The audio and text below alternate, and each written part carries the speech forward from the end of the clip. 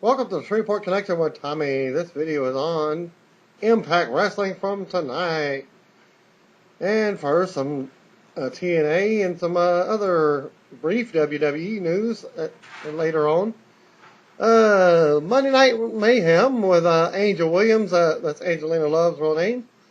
Host Big Mosh and Todd Vincent.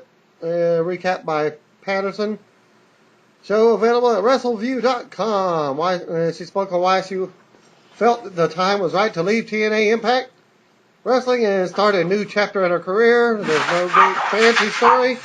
There's no scandal. It's nothing too big. She spoke with to all the appropriate people. It was just my time. It was just my time to go. I was there for 5 years. I was 5-time Knockouts champion and 1-time Knockouts tag team champion. And did a lot with a lot of people storyline wise. I guess I accomplished everything you could have.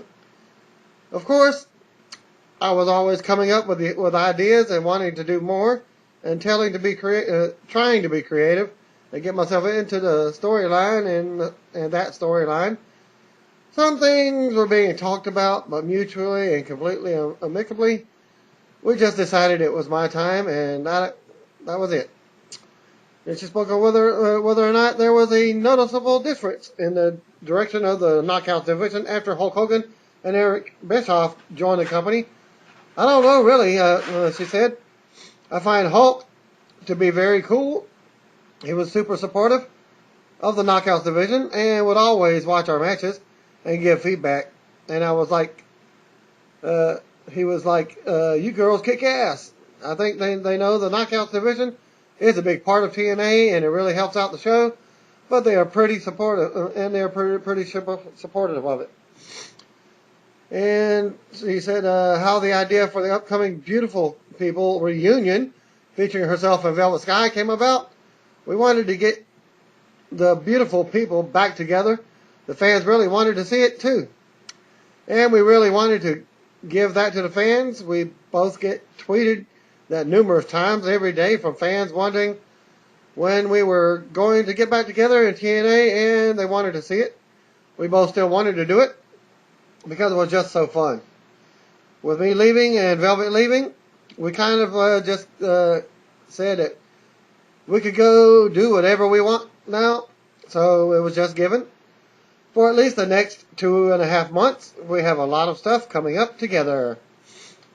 She spoke on the level of interest of her into signing with WWE if the opportunity presented itself. And she says, yeah, absolutely. I would love to compete there. And I think that would be awesome. Could be some dream matches. It would also be really, really fun. I really haven't worked with many of the girls there. So it would be all new possibilities. And that's fun. It would also spice up the Divas division on both shows. Much more is contained in Angel's exclusive interview with the Monday Night Mayhem show, including direction of her former colleagues at TNA Impact Wrestling regarding her departure, the inspiration for the Angelina Love ring name, whose idea it was to initially team her up with Velvet Sky, what the experiences of the Beautiful People meant to her personally and professionally, her initial reaction to having Cute Kip in the faction, Madison Rayne and Lacey Von Erich as members of the team as well. The evolution of the Knockouts division and how much truth there is to the rumor that Lay Cool, with Michelle McCool and Layla, were put together by WWE based on the success of the Beautiful People.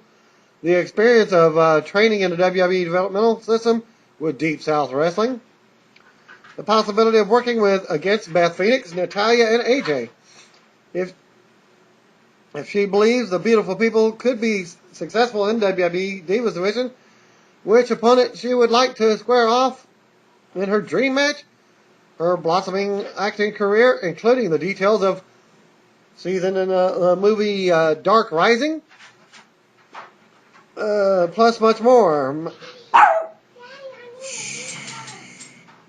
And more with the Mayhem Nation. Be sure to follow Angel right now on Twitter at twitter.com/actual love for more info on the highly anticipated reunion of the beautiful people, Velvet Sky and Angelina Love, which heads your way beginning this September. Former TNA Knockouts Angelina Love and Velvet Sky have been announced to appear at the New York City Comic Con on Saturday, October 13th at Jacob K. Javits Convention Center, West 34th Street, New York, New York, 10001. Mickie James holds a musical concert tomorrow celebrating her birthday tomorrow at 10 p.m. all the way to 2 a.m. August the 31st at Kingdom 10 Walnut Alley, Richmond, Virginia. Event details at ampandalive.com/event details.aspx ? Event ID equals 623, or just go to the link on my Facebook account at Tommy Tom Crow J, and you can see the direct link to the advertisement. And the entry is only $10, and you could possibly be getting her autograph there as well.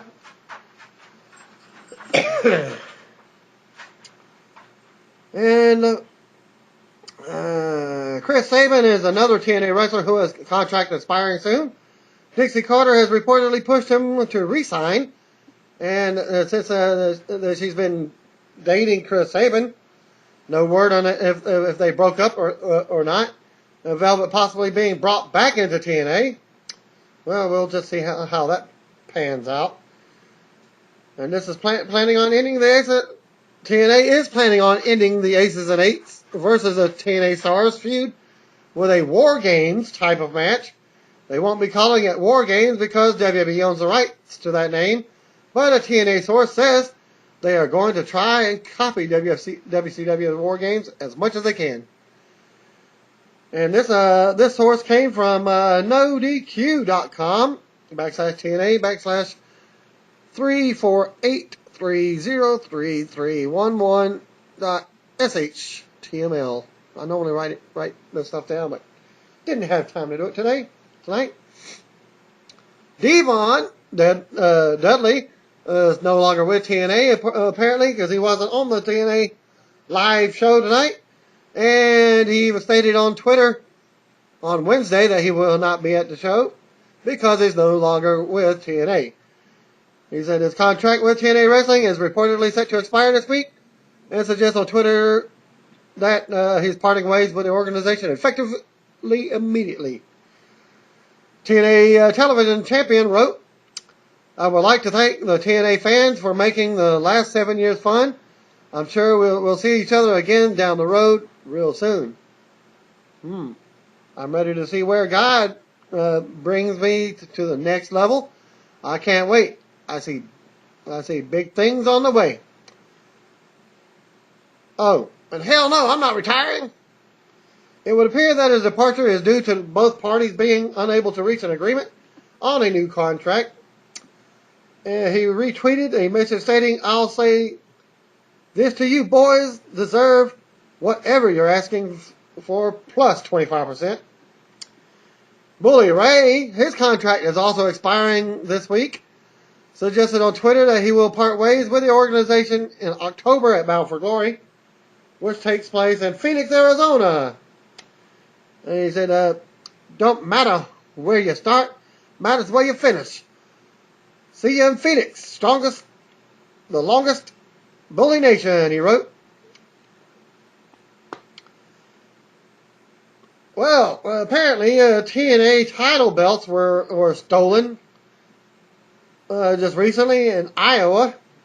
TNA arrested 2 Iowa men charged with them stealing the TNA title belt and a replica version of the strap. And the names are Joel Luke, age 33. He was charged with second-degree theft. Forrest Jameson, 39. He was charged with an accessory. And you can read more at a website with kcci.com /news/central-iowa /2 charged with stealing 6,000 wrestling belt. Yeah, that means the original wrestling belt was worth $6,000. The other one, they say $400, and that's for the replica. But you can buy it for $250 at most of the events. And that was informed by a source that the titles were taken off after a live event, but TNA sources declined to confirm what event it was, or they even denied the story. Hulk Hogan appeared at the Fox and Friends morning show earlier this morning. Hogan joined the host live in Tampa and spoke about the Republican National Convention being in his hometown. Catch this now. He supports Barack Obama. I just lost my votes for Hulk Hogan in my version. But he hasn't been seen the change that he was promised and that was sold on. And you can view the video at video.foxnews.com /V/1813710717101 /Hulk Hogan on Fox Friends.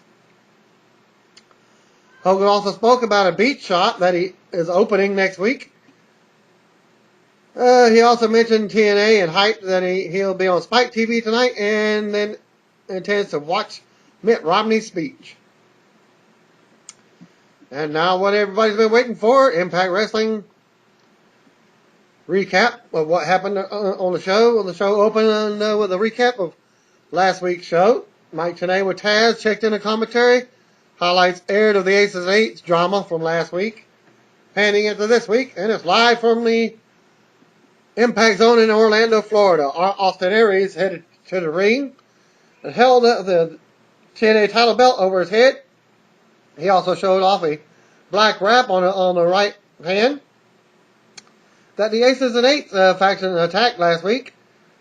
He said that he called in the cavalry to create a diversion while 6 men attacked him in the ring. Aries said people have asked whether he will be forced to forfeit the title due to his injury.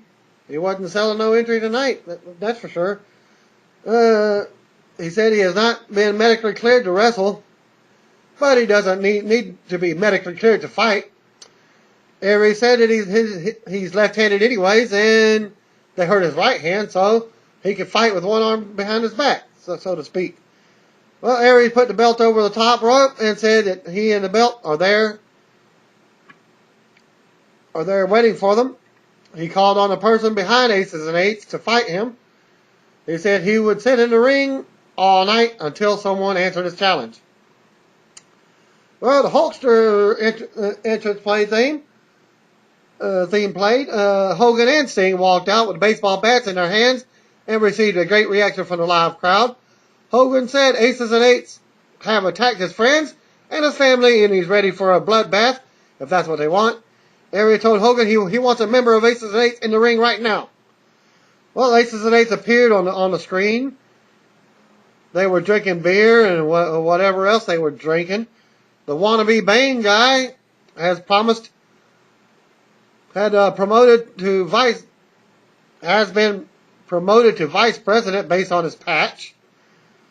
He said that they say that they're going to do what they want and when they do it. He said the other members, if they're ready to have fun tonight, they were. He said that they would be in the Impact Zone later in the evening, and people would see that they are all what they are all about. This was a wasted 5 minutes in the show when they did come out. Or actually 4 minutes in my opinion. The announcers previewed the Bound for Glory series matches and said James Storm versus RVD was up next. Then they had a commercial break. Well, it's a solid opening segment that gave viewers the update on Aries and put the Aces and Eights saga front and center. Aries threatening to stay in the ring until Aces and Eights responded didn't make much sense if we're to believe that they are a biker gang and have no real loyalty to TNA. In other words, who would they care if he sat in the ring for 2 hours? It's good to see the VP patch on Bane. I've also pointed out in the past that they're like Boy Scouts, seem to me, like Yeah, the Boy Scouts get their badges and what have you. Well, same type. It's been odd that all the members we've seen wear prospect patches. Footage aired of the ODB leaving Eric Young messages threatening that he better call her back or they're finished. She kept setting deadlines and he never responded. The announcer spoke briefly and then narrated video focused on the BFG Series matches. First matchup was RVD versus James Storm in a Bound for Glory Series match. Tenay explained that Van Dam had to win one of his last two matches to make it to the Final Four, or he'd be on the outside looking in. Not coincidentally, that's exactly how the BFG Scenarios article reads on the TNA website. What a pro. Sigh. The announcers also noted that they are using the same format for the BFG Final Four as last year, with what is essentially a four-man tournament at No Surrender, with the winner challenging the TNA champion at Bound for Glory. Van Dam dove on to Storm at ringside at the 3-minute 15-second mark, and the show went to break. After the break, Storm caught RVD with a kick, ran the ropes, and dropped him with a DDT after a really good near fall. Tenay noted that if Storm maintains the lead in the BFG series, he can handpick his opponent for the semifinals at No Surrender. RVD came back with a short time later with a monkey flip. Stupid ass Van Dam did the thumb pointing routine, and then went for the Rolling Thunder. That little hesitation caught him. He ended up rolling right into the last call super kick, which it wasn't very much of a super kick. He just stuck his foot out there like, ugh. And pinfall. So Storm got the pin and keeping him in first place, and basically wins the BFG series somewhat. And that match took 11 minutes 15 seconds off of our life to earn 7 points in the BFG series. After the match, Christy Hemme interviewed James at the ringside briefly.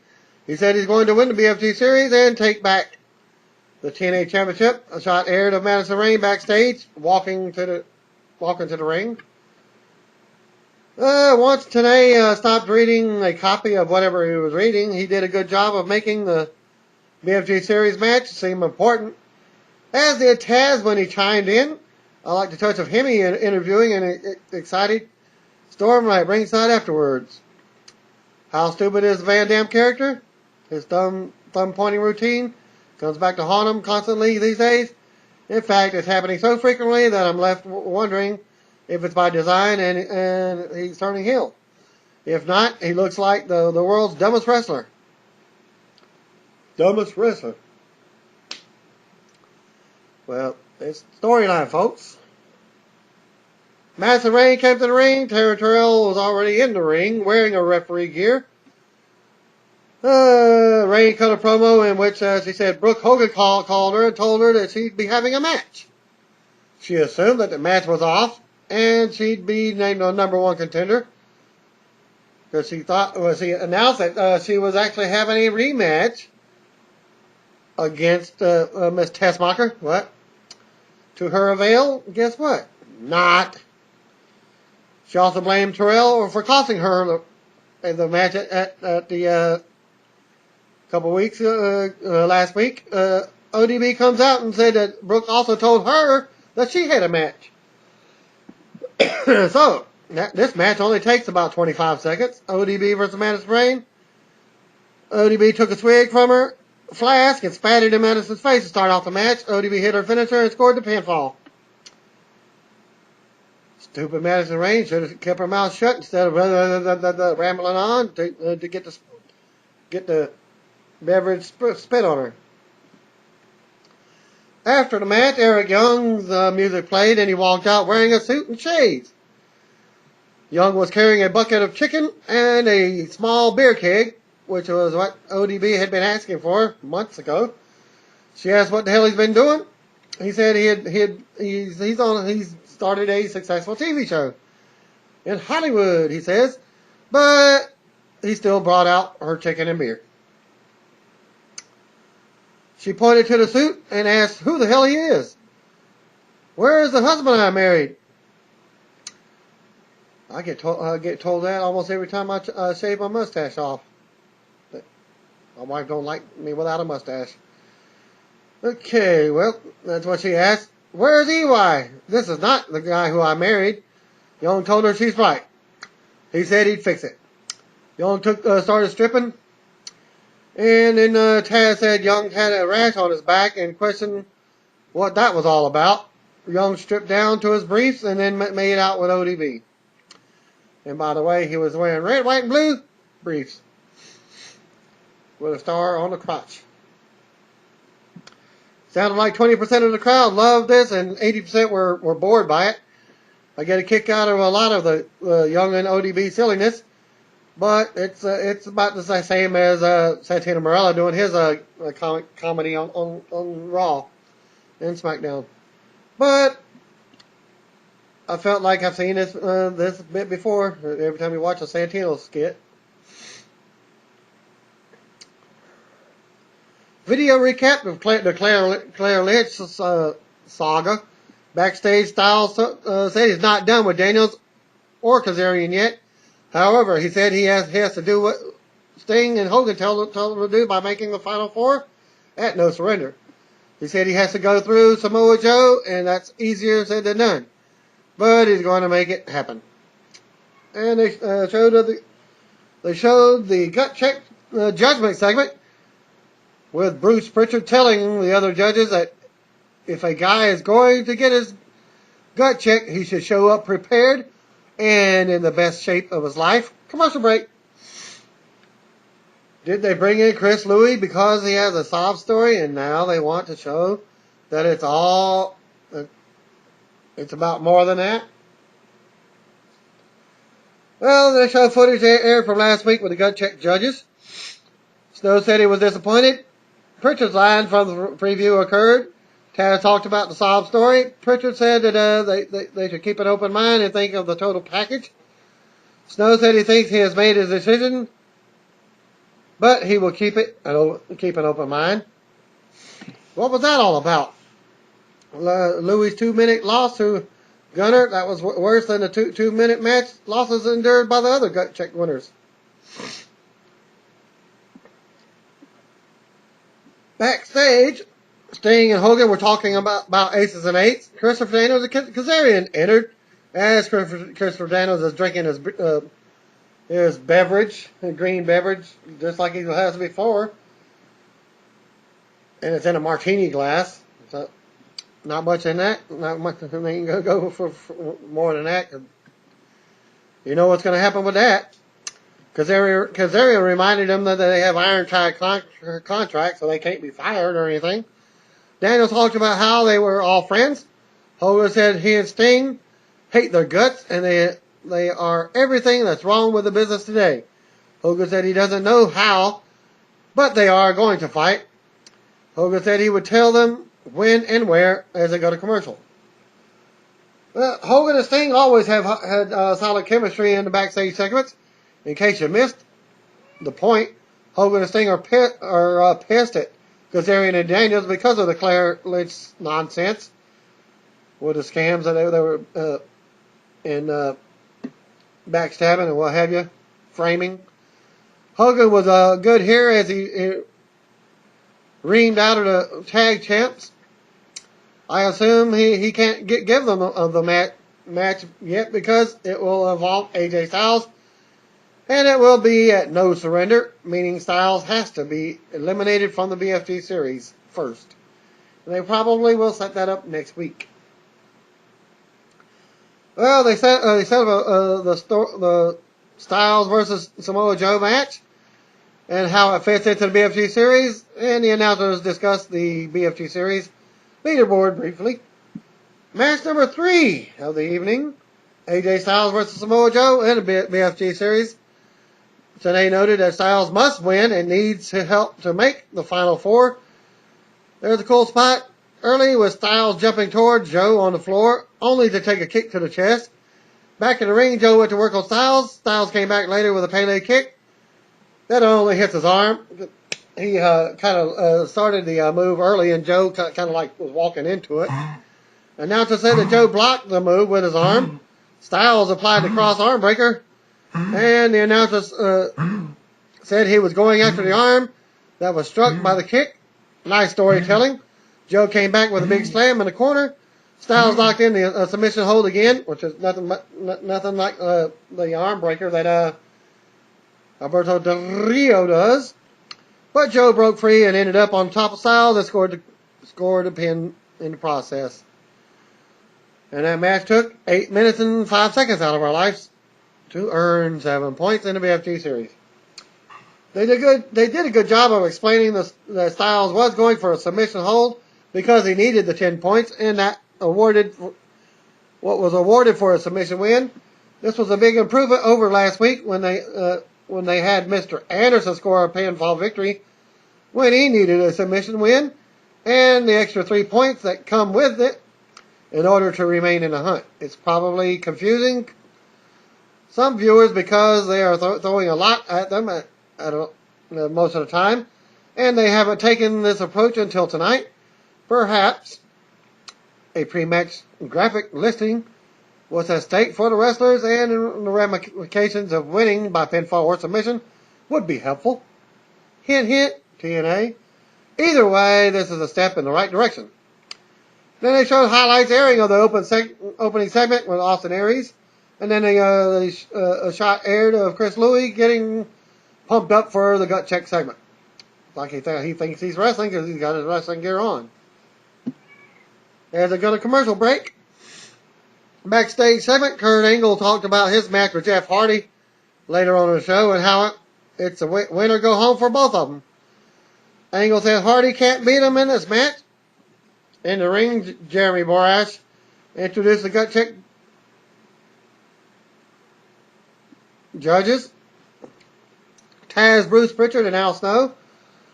Taz and Snow received nice reactions. Pritchard got some boos.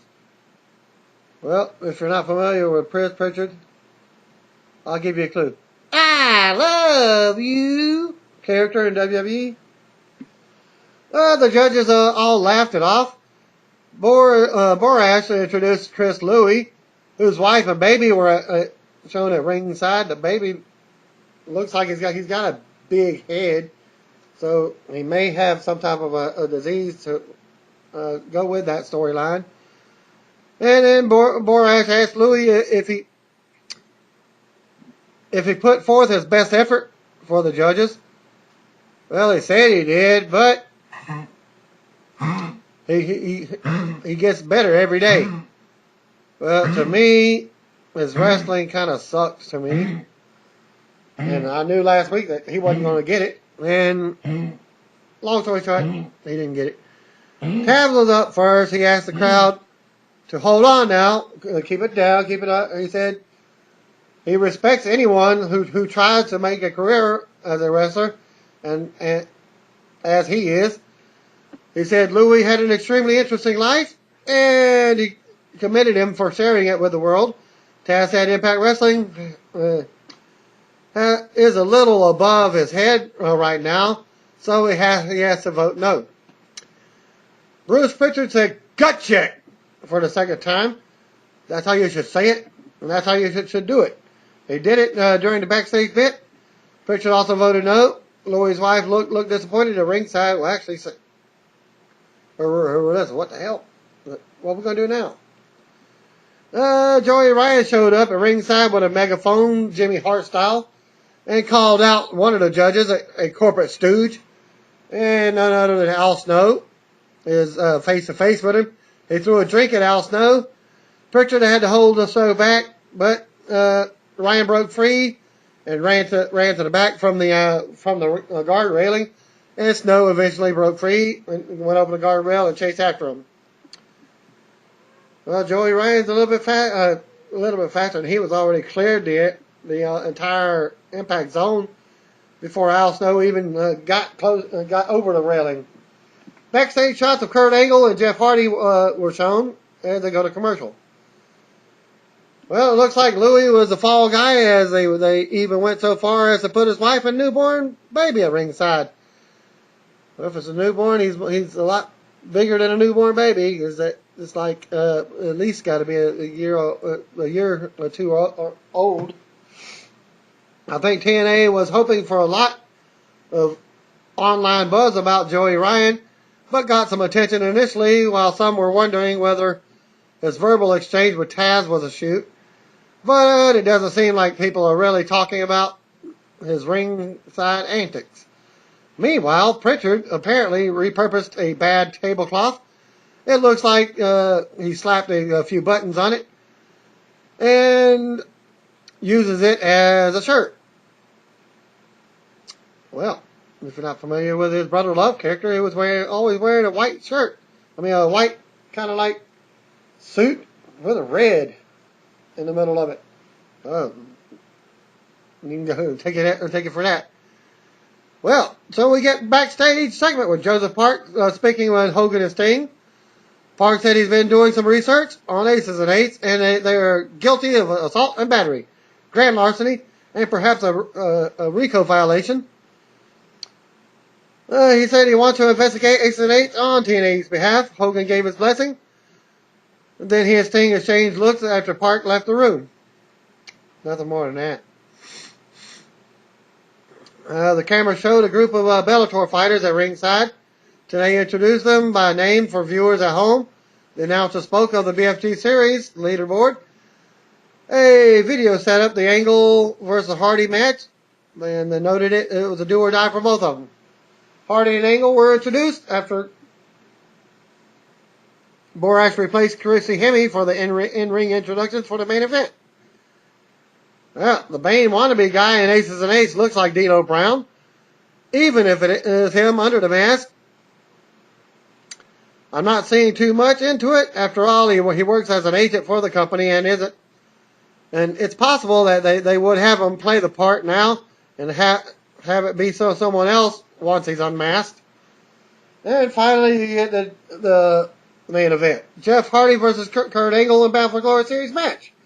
Announcers immediately stressed the significance of the match and the must-win aspect for both wrestlers. Angle knocked Hardy down with a clothesline to start off the match.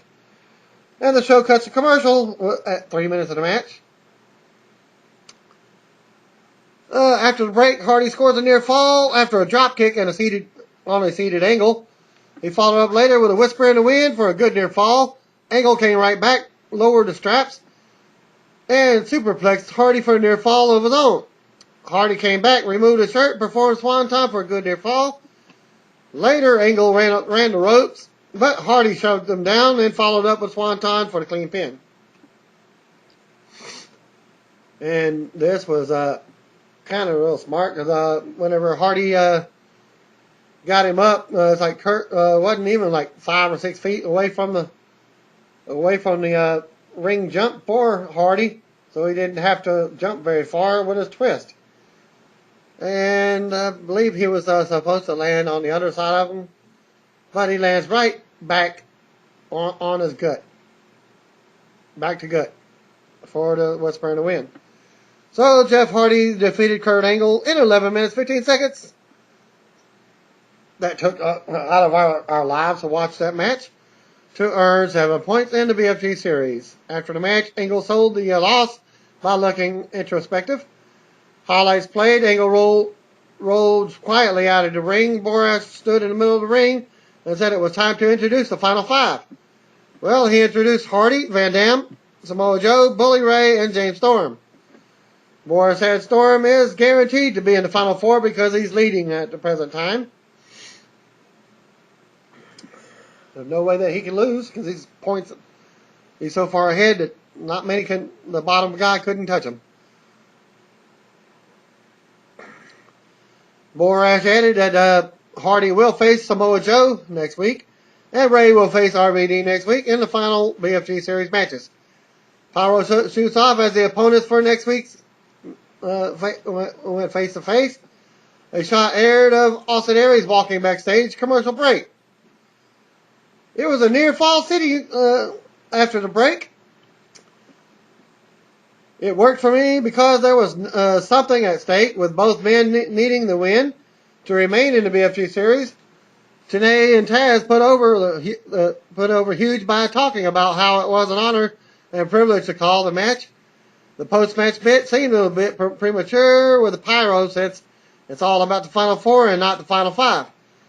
But they're doing a good job of making the Bound for Glory series feel prestigious while also setting up the Hardy versus Samoa Joe and Ray versus RVD big matches for next week's TV show. And the final segments of Impact Wrestling, Austin Aries came to the ring and called out Aces and Eights. And he said, "Come on out here and get your ass kicked." Hogan's music played. Hogan and Sting walked onto the stage and were followed by Bully Ray, James Storm, Hardy, Van Dam, AJ Styles, and Samoa Joe. Hogan said that they were only there for support for Aries. Once again called out Aces and Eights. Members of Aces and Eights entered the studio. Hogan said that their finest in the ring. Their finest is in the ring. TNA's representation of the finest is in the ring.